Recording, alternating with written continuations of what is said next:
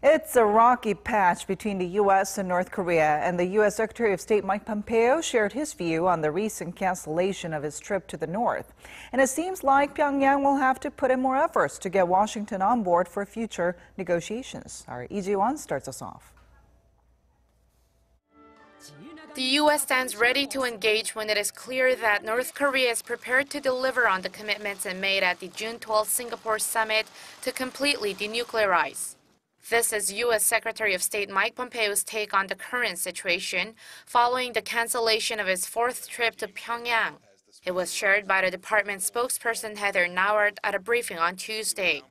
Pompeo's statement went on to say that the world is united behind the need for North Korea to fulfill that commitment and that members of the UN Security Council have voted to call upon North Korea to abandon all nuclear weapons.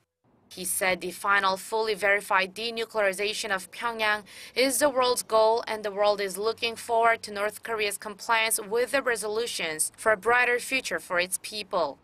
This comes after a Washington Post report claimed that Trump canceled Pompeo's trip due to a belligerent letter from a senior North Korean official, which convinced the president that the planned visit would not be successful.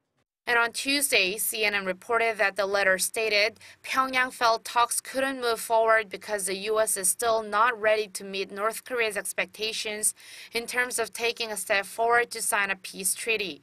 Pyongyang has been urging Washington to declare the end of the Korean War.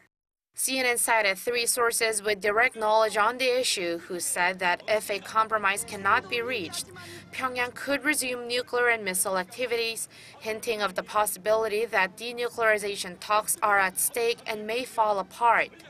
Meanwhile, U.S. Ambassador to the UN Nikki Haley said it's a possibility that North Korea may be changing its mind on denuclearization at a conference on Tuesday.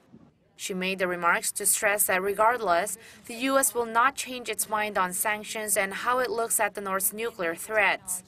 She warned there's always more it can do in terms of sanctions, but Washington will continue to try and do that along with its diplomatic efforts. Lee Ji-won, Arirang News.